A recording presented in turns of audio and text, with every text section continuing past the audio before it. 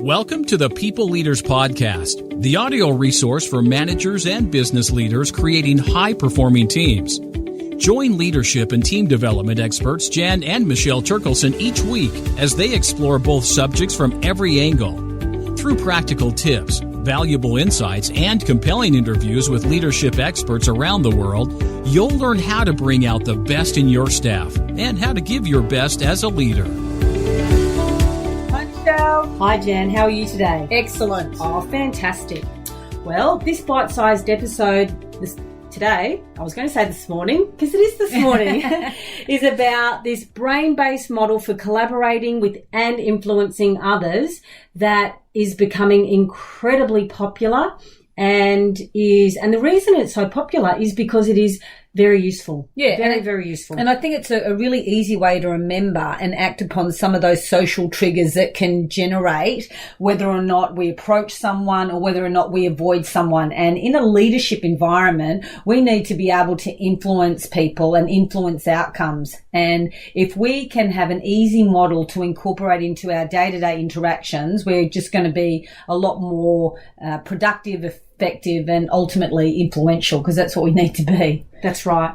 So this model, called the SCARF model, they call it a brain-based model. And the reason they say it's a brain-based model is because it's using some of the latest research in social neuroscience.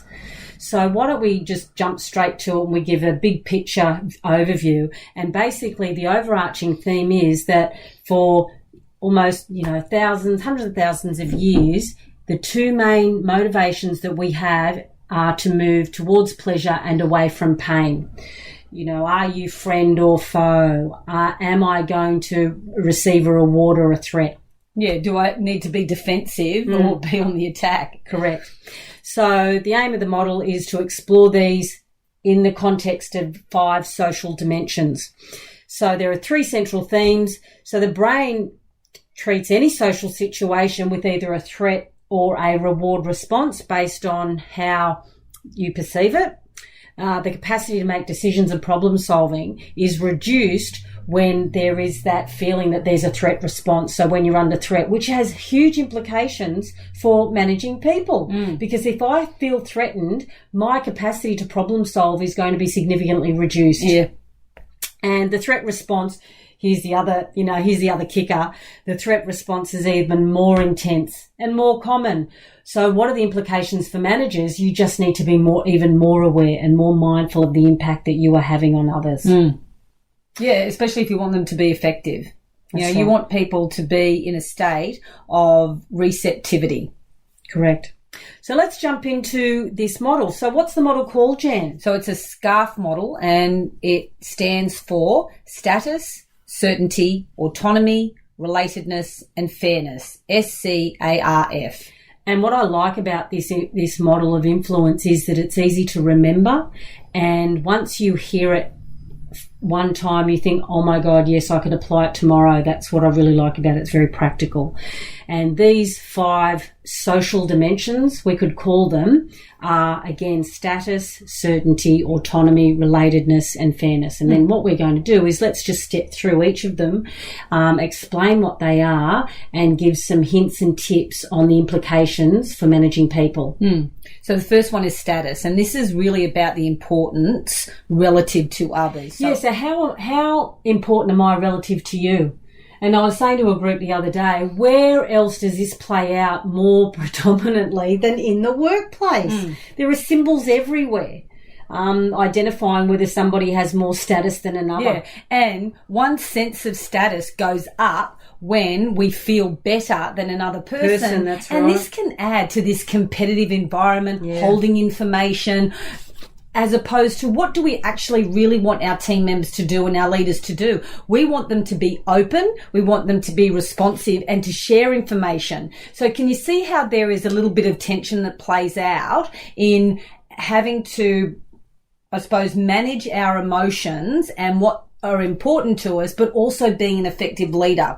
So perception of a reduction in status can really generate a strong threat response in someone else. Absolutely. And that's why things like taking away somebody's title, for example, or if they had considered the corner office. Their desk even, with the agile working space. That's right. They're all potential threats to people's status. So be mindful of it. Yeah, so be mindful of it, but also have conversations around that, because the more that people know, the more that they can have the definition and awareness to manage their emotions through that and the response that are coming up. That's right. So an example that we can use the status in relating to people and collaborating. Perfect one is being left out of an activity, being left out of, what's going on or being in the know. There was this really interesting study by Eisenberger, and basically they just found that, it generated a very strong threat response and a reduction in status when colleagues showed that they were left out of an activity. It lit up the same areas of the brain as physical pain. Yeah. So even simple things using language. So instead of I think we should do this, we, our. So that inclusiveness language really will make a difference to getting people on board, feeling included, and therefore influencing an outcome. Just that term, my team, when I think as opposed to our team and we think, it really does have an impact on somebody's view of status. Next one is certainty. So this is really concerned about being able to predict the future. The brain craves certainty so that it can predict what is possible and perhaps be on guard and have a plan A, B, and C in case something does shift. So we all like certainty. Oh, absolutely. It plays out so clearly in change programs, and that's the real area or the social dimension that we're playing into if we're going to do change management really well. And when we do change programs, Michelle, the one thing that we say is you can't over communicate. When people say we're getting too much communication, then you're most probably hitting the mark. It's the way in which and the avenues and the channels that you use that you need to be creative, because some people are going to hear emails as just white noise. However, face-to-face interactions, texting, videos, walk and talk, brown paper bag lunches, all these things are going to include people into what is actually happening and provide them a sense of certainty. That's right. So establishing clear expectations. I will let you know as communication comes to me. I don't have anything at the moment, but as soon as I do, I will let you know. This is what I do know. And even if you hear yourself hearing yourself say over and over, this is what I do know, that's okay. And then they know, okay, that's all this person does know because I'm hearing the same thing at the moment. And then as a leader, what can you do to instill this sense of certainty? By being clear. So even though we know there is a lot of change coming, this is what I would expect from you moving forward. So they have that sense of certainty in their day-to-day operations and interactions. The next one, autonomy.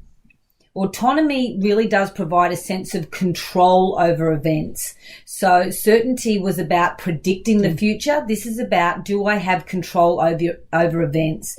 And also being able to control the environment and maybe the choices that we have. And that's it. That you hit the nail on the head, Jen, in terms of choices. The more choices that you can give people, then the increase in their autonomy or their feeling of autonomy. So a perfect example is this whole performance review issue. Here, I want to give you feedback on your performance. A way of increasing autonomy would be to let the person give feedback on their own performance. Yeah, exactly. And you know what you were saying before, Michelle, when someone says, can I give you feedback? It lights up the same area in the brain. Yeah, it's like physical pain. Yeah. So that's interesting because we often say that to each other, can I give you feedback? However, we have a really deep know-like trust factor. Yeah. But for someone else, perhaps the question is, if I were to give you feedback, what do you think that would be in relation to this particular area? Because a lot of people, especially in, reasonably senior positions, have a certain level of awareness. Now, some people may not, and so that question may not be pertinent, but just play with that as far as giving feedback. And the other thing about the feedback is make sure that they are in a space to receive it. Yeah. Because some people may not be open to receive it, and it's just like pouring, water down a drain pipe. It's just not going to hold. Yeah. Terrific. Okay, relatedness. So this really relates to whether you are friend or foe. How safe do I feel in this group? And this is almost like the people factor. Do I trust you? How safe do I feel to open up? And so when we're looking at team interactions, this is about creating a safe environment. And this is where the leader's role is so important. What sort of culture and environment are you creating so that people do feel safe in order to share their thoughts and feelings and expectations and views about what's working and what's not working? And being friendly. Yeah. Smiling when you're walking from, one office space to another, when you open the meeting. Yes. Have a little bit of social interaction. It doesn't have to go on for more than 30 seconds, but these pleasantries are extremely important for certain personality types. The other thing about this relatedness is it is closely linked to trust, and trust is such an important factor when you want to influence an outcome. And sometimes for some people and personalities, it takes a while to develop trust, and for some personality types, especially feeling extroverts, it doesn't take that much, as opposed to just being friendly, open, and sharing something about yourself. That's so true, Jen. And so in terms of deciding whether somebody is friend or foe, it happens instantaneously. So your body language is going to be really important, which goes to your point about smile, look at people, say hello. People will respond. Because we are social beings, we will immediately respond in a positive way. And now that we know a lot about the brain-based research about mirror neurons, we will actually start to mirror these social triggers back to one another. You know what I mean? So within a team. And it's interesting because when in an organisation, if there is this silo effect and you start treating other teams as foe, as competitors, your capacity, and there was this study, your capacity to empathise drops significantly. So it's almost like this perpetuation of you're a competitor. I don't really care if your team is failing. It actually means less and less and less to me. If I as a manager is setting up, that's them, this is us. We are the A team, they're the B team, they're our competitors. Yeah. So even in a leadership conversation is how have you contributed to someone else's success? Yeah. In another team's success. Yeah. Because that's how you actually start to demonstrate that this is a really important consideration. Yeah. Yeah. And then we have fairness. And this fairness is a perception of fair exchange between people, this state of reciprocity, because unfairness really does generate a strong threat response. If I feel that I'm being undermined, it's not.